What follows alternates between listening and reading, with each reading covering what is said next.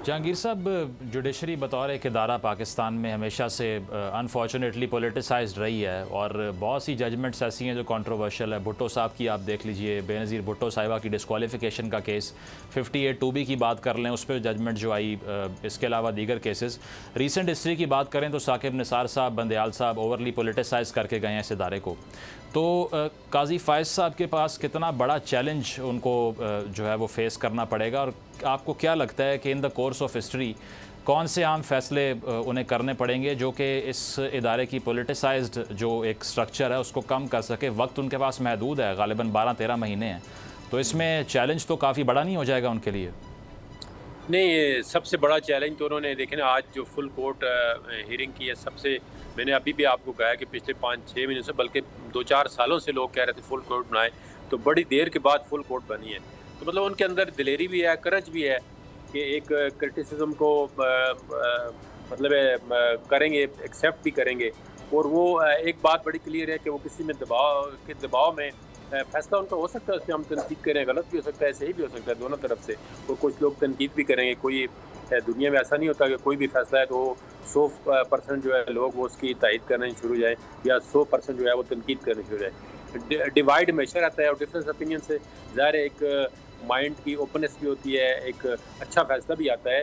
लेकिन एक बात जो नज़र आ रही है वो ये है कि वो किसी का लिहाज करने में, किसी की रग़बत में या किसी के दबाव में आने वाले नहीं है। जो भी फैसला करेंगे वो अपने ज़मीर और दिमाग और आइन और कानून को सामने रख के ही करेंगे। इसमें एक और चीज़ बड़ी हाईलाइट हो रही है कि जिस तरह वो आए पहले दिन, जो गाड़ी चीफ जस्टिस के लिए मुख्तस है, शायद वो बुलेट प्रूफ भी होगी, बड़ी महंगी गाड़ी, वो उन्होंने ली। जो पहले उनको गाड़ी मिली हुई है उसी में वो आए हैं, कोई उस तरह का रूट नहीं लगा, कोई उन्होंने जो चीफ जस्टिस का प्रोटोकॉल होता है वो नहीं लिया। जिस तरह वो आए, उन्होंने जो बाहर नाम होता है उसमें भी चीफ जस्टिस नहीं लिखवाया वो अपने कमरे के बाहर।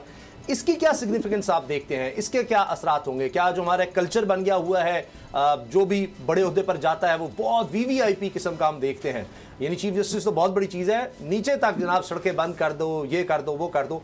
तो ये एक स्टेटमेंट है उनकी तरफ से, और आप समझते हैं कि ये काफ़ी होगा, या शायद उनको ये फैसला भी सुनाना पड़े कि अगर मैं ये प्रोटोकॉल नहीं दे रहा तो बाकी भी छोड़ दें?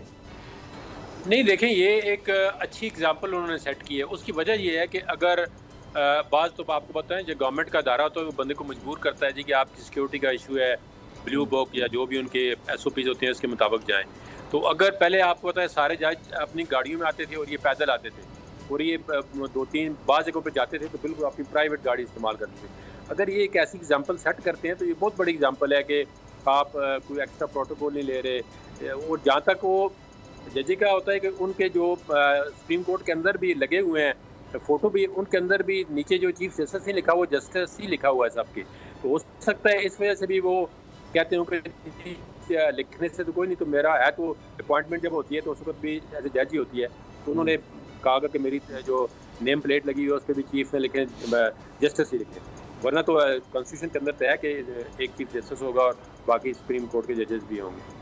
नहीं, लेकिन जहांगीर साहब ये पैरेलल हायरार्की नहीं होती, ये वर्टिकल तो नहीं होती? अगर चीफ जस्टिस साहब वो लिखवा भी लें अपने नाम के साथ, लेकिन जो बेंच है सारा वो इन पावर तो पैरेलल नहीं है आपके लिहाज से? नहीं, इसीलिए उन्होंने कहा है ना कि तमाम जज होते हैं और तमाम की जुडिशियल पावर बराबर होती है।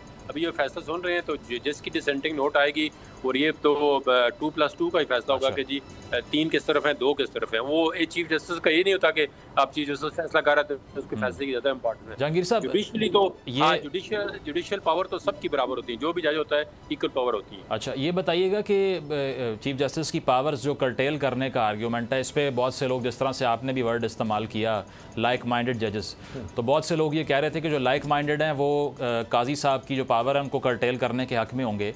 लेकिन उसका काउंटर आर्ग्यूमेंट ये है कि इसी बेंच में 2 से 3 चीफ जस्टिस कल को बनने के उम्मीदवार भी हैं। तो अगर आज इनकी पावर वो कर्टेल करते हैं, कल को उनकी भी हो जाएगी। तो आपको लगता है वो सपोर्ट करेंगे इस नोशन को? देखें, एक तो जो जस्टिस मंसूर साहब हैं उन्होंने ऑब्वियसली चीफ जस्टिस बनना है, एक इजाज़त हसन साहब हैं। तो जस्टिस मंसूर साहब तो कहते हैं कर्टेल कर दें, उनकी तो राय जो है वो मुख्तलिफ है, वो लग रहा है उन्होंने जो भी आज आर्गूमेंट दिए। इसमें इजाज़त हसन साहब हैं, वो पावर की बात नहीं है, वो टेक्निकली बात करते हैं। वो कहते हैं जी इंडिपेंडेंस ऑफ जुडिशरी का इसमें इशू है, इसमें हम किसी और तरीके से जो अपने सुप्रीम कोर्ट के रूल्स हैं उनमें कह दें जी कि एक जो है वो, लेकिन इसमें बड़े लीगल फिर इशू हो जाते हैं ना कि अभी एक अगर 3 मेंबर कमेटी है तो उसके लिए कोई रूल्स बनाए ना। अगर एक बंदा बीमार हो जाता है तो क्या 2 बंदे भी फैसला कर सकते हैं, या 2 बंदे बीमार हो जाते हैं तो फिर क्या करेंगे, फिर कौन सी कमेटी है, दूसरे सीनियर आएंगे। इसके लिए कोई अभी क्लैरिटी नहीं है ना। लॉ और रूल जब बनते हैं तो उनके अंदर फुल क्लैरिटी होनी चाहिए। आज एक जज साहब ने ये भी सवाल उठाया कि फ़र्ज़ करें 3 जज हैं, वो 2 कहते हैं जी चीफ जस्टिस साहब को 6 महीने के लिए कोटा भेज दें, तो क्या वो चीफ जस्टिस साहब एक्सेप्ट कर लेंगे ये बात? ये उन्होंने एक बड़ा अच्छा देखो क्वेश्चन उठाया है। 3 जजों की कमेटी है तो जो जज एक तरफ कहते हैं जी आप चीफ जस्टिस को 6 महीने के लिए कोटे भेज दें, तो क्या चीफ जस्टिस साहब ये वाला फैसला फिर उनका एक्सेप्ट कर लेंगे? तो इस तरह जब आपके माइंड के अंदर क्वेश्चन आते हैं तो ज़ाहिर है ऑब्वियसली फिर निकलते हैं क्वेश्चन ना। तो इस तरह से जब डिबेट होती है, आर्गूमेंट होते हैं, तो एक बेहतर डिसीजन होता है। अगर आपको ये वीडियो पसंद आई तो सब्सक्राइब करें और बेल पर क्लिक करें। सब्सक्राइब करें और बेल दबाएं ताकि कोई खबर रह न जाए।